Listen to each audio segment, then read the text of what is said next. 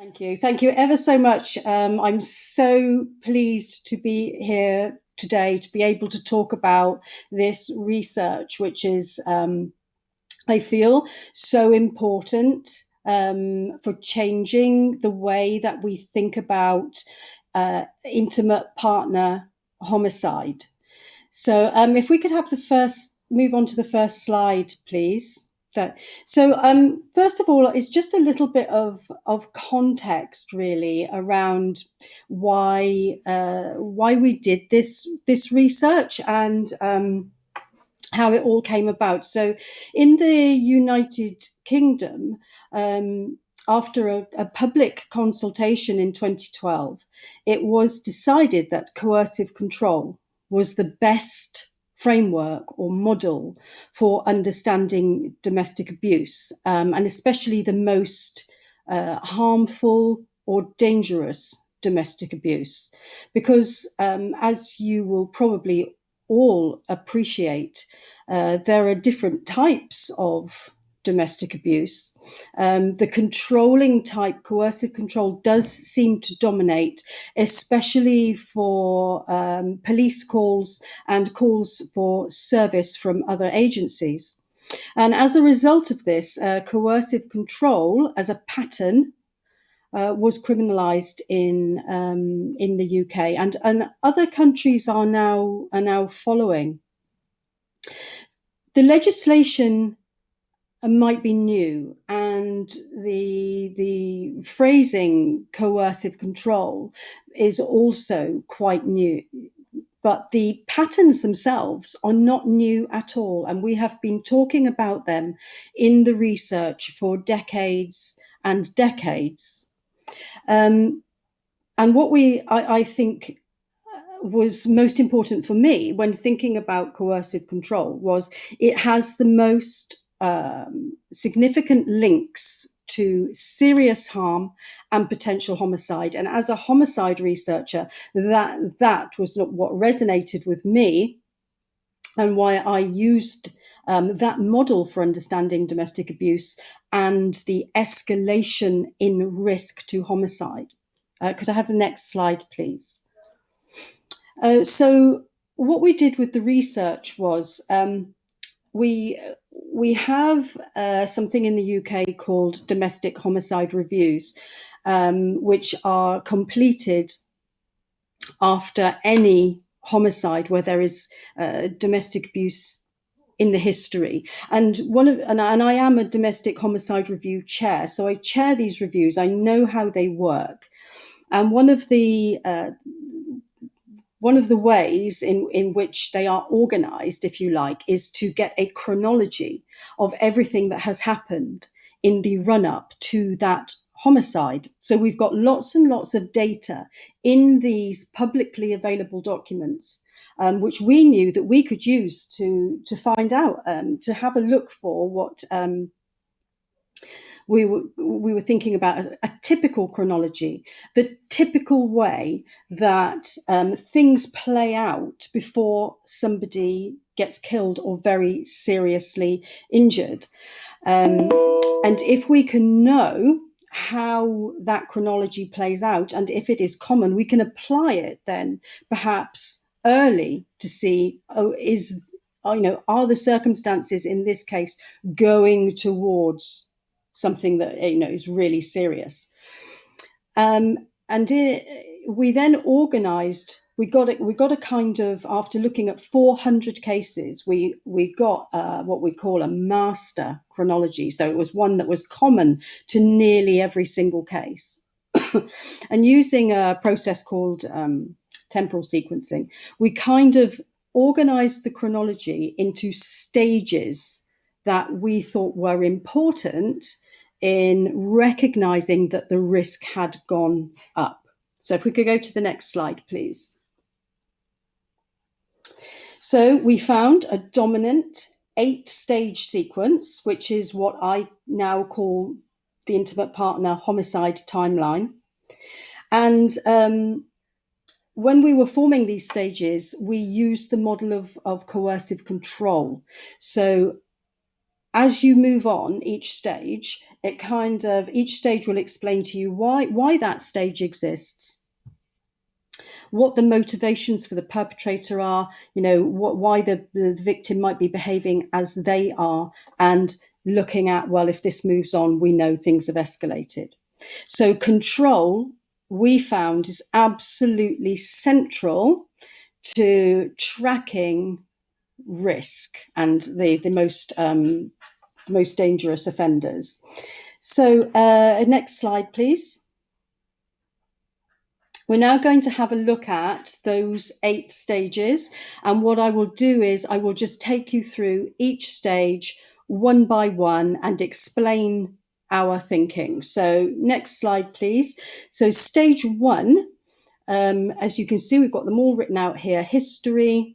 So we move on to the relationship, the early relationship, the triggers, what escalates. And there's a nice little graphic here that if anybody wants that graphic, I can send you a high resolution version so you can print it out and have a look at it for yourself.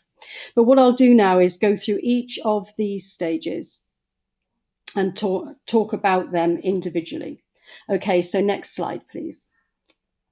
Right, so stage 1 is history. So what we found in nearly every single case was that the perpetrator had some kind of history of domestic abuse, coercive control, stalking, or violence. And that as people, they didn't like to be challenged. They were quite what I call thin-skinned. So they see a lot of things as a criticism of them. So what we're saying is that most people will not ever get to the stage where they're killing a partner. What we found was they had a history. So if you like, they are a type. And the earlier we can kind of identify if they are that controlling type, we're not going to get it in every case, obviously, but we will then have a better chance, I think, of maybe putting in safeguarding. So stage 2, next slide, please, is the early relationship. And this is about when the two people first meet, and we found this was characterized mainly by everything going really, really quickly. So there would be maybe people moving in together very quickly, an early pregnancy, declaring love for each other quite quickly. But the perpetrators were very possessive and very jealous at a very early stage. But, in many cases, that can be interpreted as love. So a lot of people are seeing that jealousy and possessiveness as love. And when I talk about jealousy and possessiveness, I mean as a pattern, not one-off bits of jealousy here and there that everybody, is jealous sometimes. But when it's a pattern, when somebody's saying, I don't like you doing this because it makes me jealous, or I don't like you talking to that person because it makes me jealous. So it's a pattern. The third stage, if we have the next slide, please, is the relationship. And what we found was in every case, really, the relationship was dominated by controlling patterns. Stalking is a controlling pattern. Not every case had a lot of violence in it, and I think that's what we look for to indicate danger most of the time is violence, and violence is definitely an indicator of danger, but the control is more dangerous. So in every case you'll have control. In a lot of cases, probably around 80% of cases, you will have violence as well, but in some cases you won't have injurious violence, where victims are presenting at a hospital or at the police station with injuries, like pushing, shoving, any kind of physicality is actually dangerous when you match it with control. So these are lots of the not every case had all of them, but these are the kind of risk markers that we were seeing in the in the research, and these risk markers actually appear quite a lot on risk identification checklists. Now, to understand coercive control, I'll just very briefly say, if you wanted to put a headline on it, what is coercive control? It would be, I suppose, somebody who wants to trap their partner into the relationship. So everything they do is about controlling that person, what they do, how many other people are in their life, how many other influences are in their life, because what they actually don't want to happen is for that person to leave the relationship. So once we understand that's why they are controlling, we can understand stage 4, which is the next slide, please, which is, this is where things now become a lot more dangerous. So stage 4 is what we call a trigger stage. So this is something that happens in that controlling relationship to raise the risk now another level. And the most, excuse me, I'm losing my voice a little bit. The most common trigger for a homicide by far is separation, or when the victim attempts to either try and leave the relationship, or the perpetrator believes that they will leave the relationship. They can imagine a separation, if you like. And lots of other life events can happen at this stage, like we put in there that, bankruptcy or physical health becomes a lot more vulnerable, and you start getting medical people coming in and making decisions and taking power away. But lots of these link back to separation. The whole, my family's going to fall apart, I'm going to lose control of my family, whatever. But separation is a very, very big trigger. So if we have the next slide, which is stage 5, this is about this controlling person's response to this trigger. So if we just consider separation, so maybe the victim of the abuse doesn't, has decided they just don't want to put up with it anymore, they decide to leave. The perpetrator will respond to that by trying to get them to change their mind, trying to stop their control diminishing over the whole situation. So what we found in this stage was that concerning behaviors, maybe like violence or gaslighting or stalking, they become more frequent. They can become more serious or severe.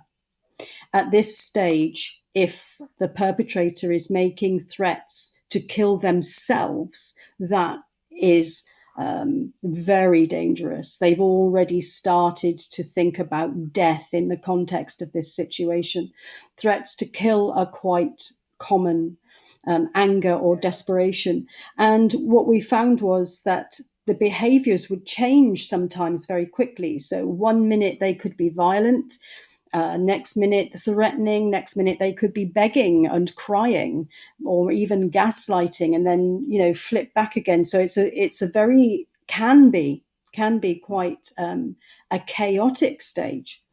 And what we found in looking at domestic abuse more generally, most cases of domestic abuse will get to this stage 5. Most cases will also end at stage 5. So 3 things tend to happen at this stage. 1, the relationship gets back together. So the threats work, the gaslighting works, the begging works, whatever it is, and the relationship goes back together. And then we just go back to stage 3. The second thing that can happen is that both of them move on. The perpetrator decides, after a period of being really angry, that they're going to move on, and that's what they do. So they just circle back to stage 1. What is more concerning is when this escalation period continues on, and then we move to stage 6. So moving on to stage 6 is a sign that we are in a much more high risk situation. They haven't gone back to a stage 3 or stage 1. So if we could go on to, yes, thank you, stage 6, wonderful, you got there before me. So this is a homicidal ideation, or, a change in thinking. So the perpetrator, in our cases, we did a lot of cases and we've done a lot more, hundreds more even since then. They come to see the situation as irreversible or irretrievable. And they start to have this kind of what's called in the stalking research last chance thinking. So they will start to think about, right, the only way to resolve this for me is to get rid of my partner, is to punish my partner ultimately. Now, they may also be thinking about killing themselves as well, which is why threats to suicide at this stage are really, really dangerous. But they could also be thinking about killing children or other people too. And we put out, warnings at last attempts at reconciliation, last attempts, just come around and get your stuff. Well, let's just say goodbye one last time. All of these things really, really need to be avoided, because this person is now thinking about homicide as the way to resolve what they are feeling and how they are feeling about losing control of this relationship and, as they see it, their life. So stage 7, please excuse me. Stage 7 is the planning stage. Now, this is quite, people are sometimes quite surprised to see that there is a planning stage in domestic homicide, because we tend to think that these are spontaneous, out of the blue, passionate killings. But the thing is, in our research, we found elements of planning in nearly every single case. And there has been other research done around planning in domestic homicides that found in well over 80% of cases, I think about 87, 88% of cases, there are elements of planning. So, it's not just my research that's finding that there are lots of cases, most cases, not the odd few, will have planning. They will have planned what they're going to do to a certain extent. Some perpetrators will plan for months. Some will plan over a much shorter period, maybe 24 hours, but there will be plans. And sometimes looking at the internet, their internet activity, things like that, we can see evidence of those plans before the homicide happens. Stage 8, which is the final stage, if we could have that slide up, please, is the homicide stage. Now, that can play out in many different ways. And I've put some on here that you can see, where we can have a look at some of the different ways. So it could be a homicide suicide. It could be that other people are targeted and involved. It could be a missing person. So if you have a homicide and you can track the previous 7 stages, I think it's something that you need to be looking at that sudden death, if it's a missing person, as a potential homicide. But as I said, most intimate partner abuse will not end in homicide, but enough cases do end in homicide that it's a serious societal issue. And I do think that looking at the 8 stages can help us maybe understand what's happening, understand where things might be going, and perhaps safeguard for people. So the next slide, please. I'm nearly finished now. This is some examples of the way that the timeline is being used. So it is being used in risk assessment processes. It is being used also for developing policy and practice. So looking at each stage and thinking, well, at stage 2, what is there we can do in policy to perhaps make people safer? It's been used as well in court for requesting protective orders by saying, we're at this stage, we're at kind of stage 5, stage 6, we really do need this protective order. It's very good in explaining risk to victims, organising homicide and coercive control investigations, it does help with evidence gathering and organising death reviews. So I think, next slide, please, is just the, again, I repeat, there's the 8 stages graphic, and I say anybody can have that if they want it. So that was a very rapid, speedy explanation of the 8 stages and how it works. And I'd be very happy to answer any questions if anybody has got any questions for me. Thank you, Jane. We really have some questions. Can you share the actual content of the coercive control crime description? How the crime is described in the law and what is the possible usual punishment? Well, in the UK, the offence is described as a pattern. So it's about tracking more than one incident. So in the past, we look at domestic abuse as an incident that has happened. In our coercive control legislation, it's examples of controlling behaviour on more than one occasion. So it does mean that police have to do a little bit more digging, if you like, than an incident. And once you can prove it is a pattern, we haven't had loads and loads and loads of convictions yet, but we have had quite a few, and some of the more dangerous ones have had quite 5 years custodial sentencing. Thank you. Another one. What support do you offer to victims that survive intimate partner homicide attempt? Do you have any special security plan for those victims in UK? Oh gosh, that's a really difficult one. It's using the court system really, and it's using what I think is available in most countries is protective orders. And the best way to protect victims is to have that person in custody.